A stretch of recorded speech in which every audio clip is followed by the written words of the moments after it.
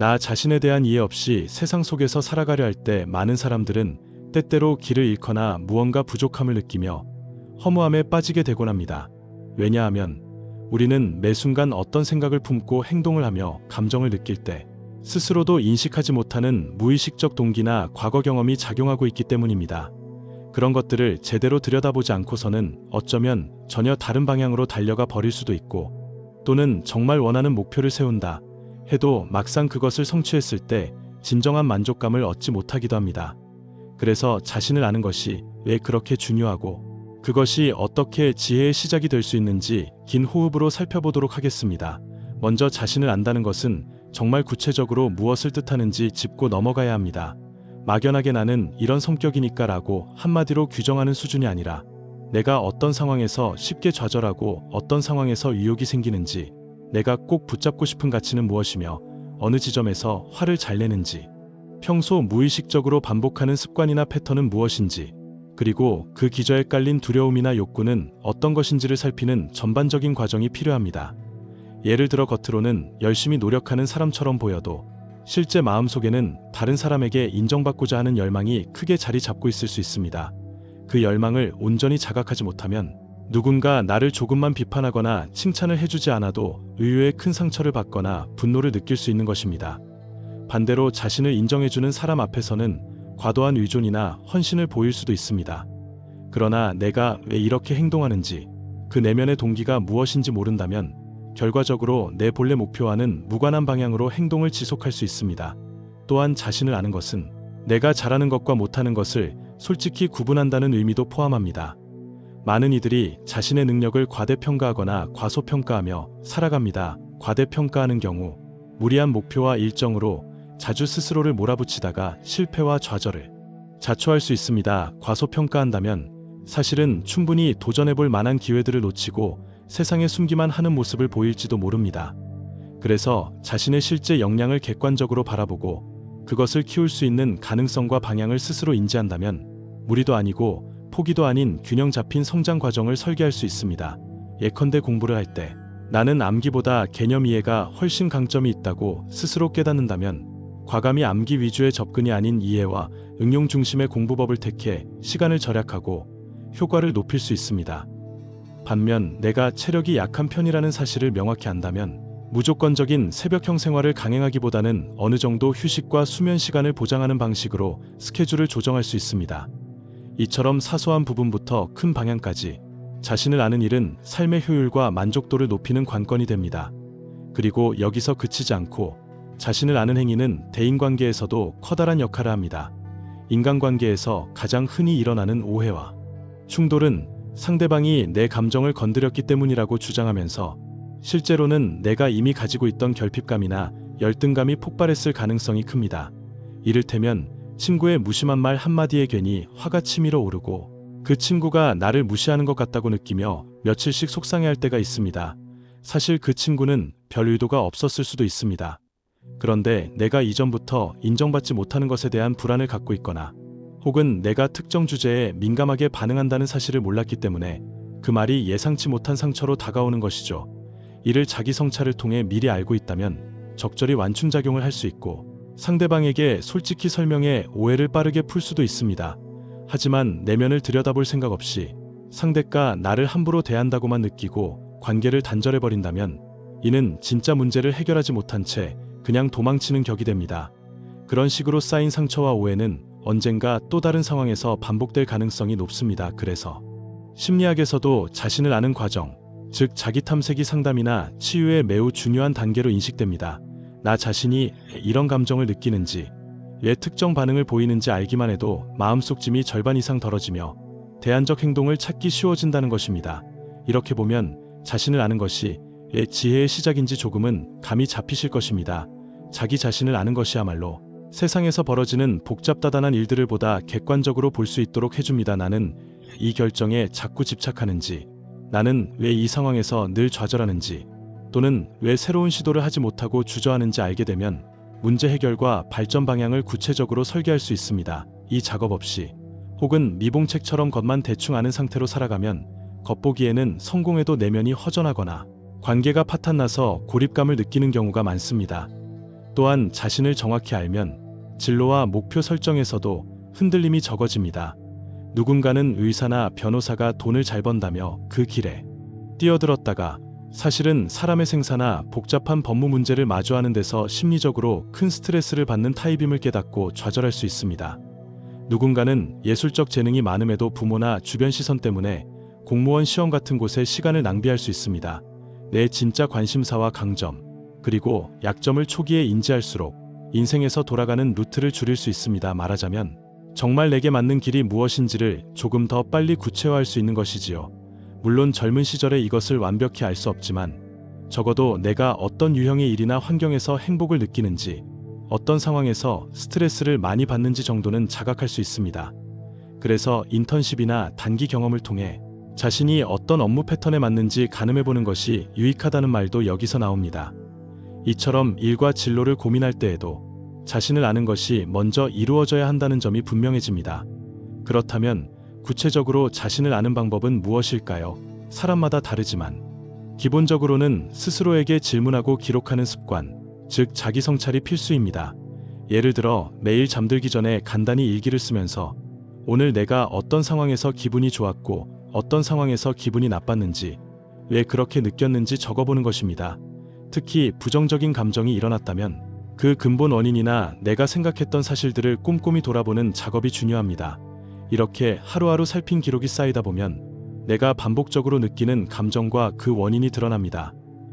나는 불확실한 상황에서 쉽게 초조해지는구나. 나는 인정받지 못한다고 느낄 때 민감해지는구나. 나는 한번 비치면 오랫동안 화해를 못하는 경향이 있구나 등을 의식할 수 있습니다. 또 보다 깊은 차원으로 가려면 내가 어렸을 때 어떤 경험을 했고 그때 어떤 인식을 가지게 되었는지도 천천히 떠올려 보는 것이 좋습니다.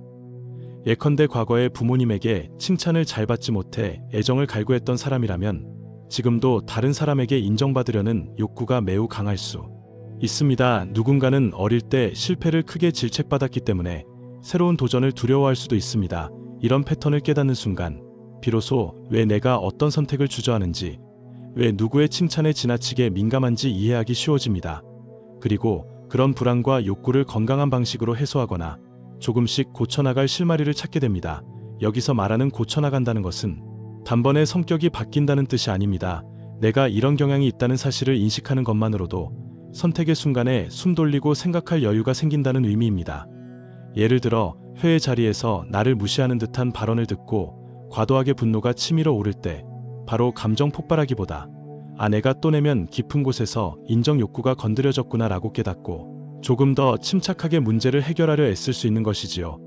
즉 나를 모르고 살면 매번 똑같은 함정에 빠져 상대나 상황을 원망하지만 나를 알면 적어도 대안을 모색하거나 대응 방식을 바꿀 수 있습니다. 이런 변화를 통해 조금씩 내 인생에서의 시행착오가 줄어들고 인간관계가 깨어지는 사태도 훨씬 줄어들 수 있습니다. 뿐만 아니라 자기인식은 타인에 대한 공감으로도 이어집니다. 내게도 나약한 측면과 과도한 욕심이 있음을 깨달은 사람은 다른 사람들을 바라볼 때도 그들도 어쩔 수 없는 두려움이나 결핍에서 비롯된 행동을 할 수 있다는 점을 인정하게 됩니다.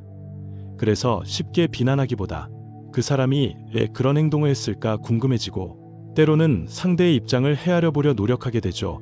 이런 자세가 갈등을 줄이고 협력의 가능성을 높이는 지혜로운 행동임은 두말할 필요가 없습니다. 결국 자신을 아는 것이 지혜의 시작이라는 말은 나 자신을 제대로 알기 위해 계속 질문하고 관찰하는 태도, 그리고 그렇게 얻은 정보를 바탕으로 나와 세상을 새롭게 대하는 태도가 합쳐져야 함을 의미합니다. 이는 철학적으로도 아주 중요한 주제입니다. 서양 철학에서는 고대 그리스 시절부터 너 자신을 알라는 말이 큰 경구로 전해졌고 동양 철학이나 정신세계에서도 끊임없이 자기 성찰의 필요성을 외쳐왔습니다. 실제로 우리가 역사 속 위인이나 사상가들의 삶을 살펴보면 그들이 남긴 말과 행동 속에 자기 자신에 대한 끊임없는 성찰과 그에 따른 발전 과정이 녹아 있음을 발견하게 됩니다. 하지만 현대인들은 정보 과잉과 빠른 생활 리듬 속에서 멈춰서서 나를 들여다보는 시간을 갖기 어렵다고 말합니다. 업무와 공부, 각종 약속과 미디어 소비를 하다 보면 스스로를 돌아볼 틈이 없다는 것이죠. 그러나 그럴수록 일부러라도 하루 20분, 30분 정도는 스마트폰을 멀리 두고 조용히 내 내면을 향하는 연습을 해보는 것이 좋습니다. 산책을 하면서 또는 차분한 음악을 듣고 앉아서 오롯이 내 마음이 지금 어떠한지, 오늘 하루 어떤 감정을 많이 느꼈는지 살피는 것만으로도 많은 차이가 납니다. 그 짧은 시간에야 내가 오늘 의도치 않게 누구에게 상처 주는 말을 했을지도 모르겠다. 왜냐하면 아침에 기분이 좋지 않았기 때문인데 그걸 표출해버렸구나. 같은 인식이 떠오를 수 있습니다. 이런 깨달음은 정말 작은 것이지만 그것이 쌓여서 우리를 더욱 성숙한 사람이 되게 만듭니다. 게다가 자신을 알면 알수록 장점만 보는 것이 아니라 단점까지 직시해야 하므로 초반에는 조금 힘들 수도 있습니다. 내게 이런 모자람이 있었나? 이런 식으로 용서를 구해야 하나? 라는 후회가 동시에 몰려올 수 있죠. 하지만 그것 역시 피할 수 없는 성장 통로입니다. 오히려 그 통로를 지나면서 내가 평소에 회피했던 문제들을 해결하거나 예전에는 보지 못했던 가능성을 찾아내기도 합니다. 나는 내성적이라 사람들과 잘 어울리지 못한다고만 생각했는데 사실은 깊이 있는 대화나 하나의 분야에 집중하는 능력이 뛰어났음을 발견하게 될 수도 있습니다. 그럼으로써 오히려 사람들의 신뢰를 크게 얻는 길을 찾을 수도 있겠죠. 이런 식으로 부족함은 보완하고 강점을 살리려면 전제 조건이 필요합니다. 그것이 곧 내가 부족한 건 무엇이고 강한 건 무엇인지 파악한다는 자신에 대한 이해입니다. 그리고 그것은 단순히 성격 검사 같은 도구를 통해서도 어느 정도 참고할 수 있지만 결국 가장 결정적인 것은 자기 자신이 스스로를 관찰하고 기록하며 질문하는 습관을 들이는 일입니다. 나는 왜 이런 결과에 집착하지? 나는 왜 누군가가 주목하는 순간 더 긴장하거나 혹은 지나치게 흥분하지? 나는 왜 반대로 혼자 있는 것을 지나치게 두려워하거나 반가워할까? 이런 질문들을 던지는 과정이 바로 자신을 아는 것의 핵심 단계가 됩니다. 그러므로 결론적으로 자신을 아는 것이 지혜의 시작이라는 문구는 결코 가벼운 격언이 아닙니다. 이를 진정으로 실천하기 위해서는 자기 마음과 행동을 관찰하고 기록하면서 왜 그랬는지 스스로에게 답을 구해보는 꾸준한 노력이 뒤따릅니다. 또 그 과정에서 힘들거나 어렵다고 해서 포기하지 말고 오히려 작은 깨달음을 축적해가며 내 일상에서 조금씩 달라진 결과물을 확인해보는 식으로 다가가야 합니다. 그렇게 할 때 우리는 비로소 말로만 듣던 지혜라는 것을 삶 속에서 체감하게 되리라 믿습니다. 즉, 얄팍한 지식이나 수많은 조언을 수집하는 것과는 다른 차원에서 실질적인 판단과 선택의 근거를 마련해주는 이정표를 얻게 되는 것이죠. 그 이정표가 있으면 우리가 무언가 도전하다가 실패하더라도 왜 실패했는지, 무엇을 고쳐야 할지를 비교적 분명히 파악할 수 있습니다. 그리고 다시금 재도전할 수 있는 동기를 얻습니다. 반대로 우리가 어쩌다 성과를 내도 그것을 무조건 들뜨지 않고 내 페이스대로 차근차근 다음 단계를 준비할 수 있습니다. 왜냐하면 나 자신이 어디까지 준비되어 있고 어느 쪽으로 가야 하는지 알고 있으니까요. 그래서 자신을 아는 것이 지혜의 시작이라는 말은 우리의 삶을 흔들림 없이 이끌어 나가는 토대와도 같습니다. 그것을 인식하는 순간부터 우리는 더 이상 남들이 만든 기준이나 기대에 마냥 휩쓸리지 않고 나만의 길을 설계할 수 있게 됩니다. 물론 이 작업이 고단하고 때로는 괴롭겠지만 그만큼 값지며 자신을 알면 알수록 인생의 많은 부분이 명료해진다는 사실에 의심의 여지가 없습니다. 때로는 내 마음속 가장 깊은 아픔이나 트라우마 같은 것들이 드러나기도 하겠지만 그것도 치유와 성숙의 과정에서 반드시 마주해야 할 영역이니까요. 결국 그렇게 부딪히고 살피며 나 자신을 더욱 깨닫는다는 것은 세상을 해석하는 관점을 넓히고 인간관계에서도 훨씬 여유로워지게 만듭니다.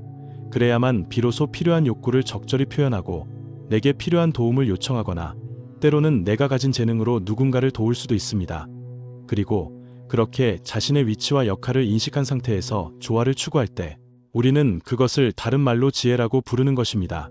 이것이 바로 자신을 아는 것이 지혜의 시작이라는 문장의 핵심이라고 할 수 있습니다.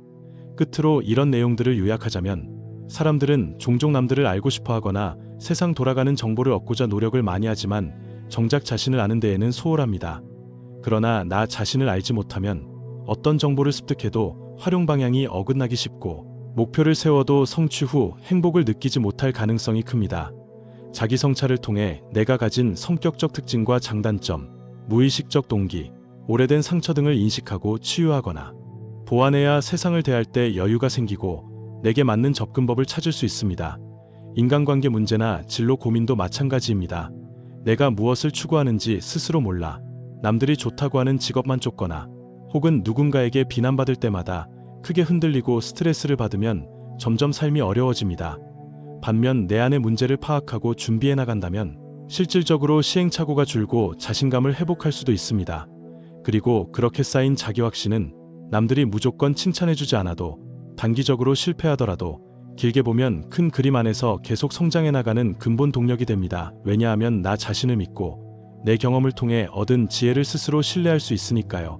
따라서 자신을 아는 것이 지혜의 시작이다 라는 문구가 단지 멋있는 말이 아니라 일상과 미래의 모습까지 좌우하는 핵심이라고 정리할 수 있습니다. 나는 누구인가? 나는 무엇을 원하는가? 그리고 나는 어떻게 움직이고 변화하는가라는 질문을 계속 던지면서 그 답을 찾기 위한 기록과 성찰, 체험을 게을리하지 않을 때 진정한 지혜가 스며들어 우리의 말과 행동을 바꿔놓을 것입니다. 그렇게 바뀐 행동과 판단을 통해 결국 또 한 번 자신을 알게 되는 선순환 구조에 들어가게 될지도 모릅니다. 물론 이 여정은 결코 쉽지 않고 아무도 대신 해줄 수 없는 길입니다. 하지만 그 길을 걷는 사람과 그렇지 않은 사람의 삶은 점차 커다란 차이를 보이게 됩니다. 자신을 아는 과정을 생략하면 늘 밖을 향해 불만을 터뜨리고 남의 방식에 휩쓸리며 눈앞의 것에 일희일비할 수밖에 없습니다. 반면에 자신을 아는 힘을 기른 사람은 어떤 요동치는 상황에 부딪혀도 스스로의 중심을 지키고 대안과 해결책을 의연히 모색해 갈 수 있습니다. 그리고 그것이 지혜로운 삶의 궁극적인 모습이라 할 수 있습니다. 이런 맥락으로 볼 때 여러분도 지금 이 순간부터 조금이라도 나는 왜 이 선택을 하려 했을까? 혹시 두렵거나 무의식적으로 피하고 싶은 것이 있었나? 내가 예민하게 반응하는 주제는 무엇이며 그 이유는 뭘까? 따위를 자문하기 시작한다면 이미 지혜의 길에 발을 딛고 있는 것이라고 말할 수 있습니다. 그러니 어렵고 무겁게 생각하지 않고 매일 조금씩 나에게 집중하는 시간을 만들어보는 건 어떨까요? 정말 사소한 것에서부터 시작해도 좋습니다.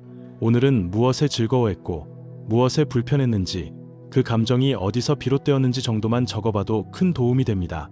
그러다 보면 언젠가 더 큰 통찰과 변화가 찾아올 것입니다. 자신을 아는 것이 지혜의 시작이다라는 이 문구를 머릿속으로만 되뇌지 말고 구체적으로 조금씩 실행에 옮겨보길 권합니다. 그러면 어느샌가 예전보다 훨씬 더 깨어있고 명료한 시선으로 세상을 대하며 좀처럼 흔들리지 않는 자신감을 품게 되리라 믿습니다. 마치 큰 산을 오를 때 처음에는 길이 험해 보이지만 한 걸음 한 걸음 발을 내딛다 보면 전에는 볼 수 없던 경치와 풍경을 만나게 되는 것과 같은 원리입니다. 자신을 모르는 상태에서는 안개가 낀 산을 헤매듯 불안하고 방향이 잡히지 않지만 자기 자신을 하나씩 깨달아갈수록 시야가 트이고 나아갈 길이 뚜렷해지는 것이지요. 요컨대 자신을 아는 것이 지혜의 시작이다 라는 말씀을 진정으로 받아들인다면 지금까지의 삶 속에서 우왕좌왕했던 시간을 줄이고 앞으로 남은 시간들을 훨씬 더 소중하고 생산적으로 쓸 수 있을 것입니다. 오늘 이야기가 여러분에게 작은 단서를 제공했길 바라며 앞으로도 이 문구의 의미를 계속 곱씹으며 삶에서 실천해 보시는 걸 추천드립니다. 더 나아가 혼자만의 성찰로 부족함을 느낀다면 가까운 친구나 전문가와 대화를 나누면서 자기 탐색의 폭을 넓히는 것도 좋은 방법입니다. 때로는 남의 시선이 내 거울이 되어 내가 평소 못 보던 측면을 발견하게 만들기도 하니까요. 다만 그 과정에서도 핵심은 내가 무엇을 느끼는지, 왜 그런 감정이 떠오르는지 스스로에게 귀 기울이는 일임을 잊지 말아야 하겠습니다. 결국 모든 것의 시작은 내 안을 들여다보는 용기에서 비롯됩니다. 그리고 그 용기가 결실을 맺을 때 우리는 비로소 진정한 지혜의 문턱에 다다를 수 있습니다.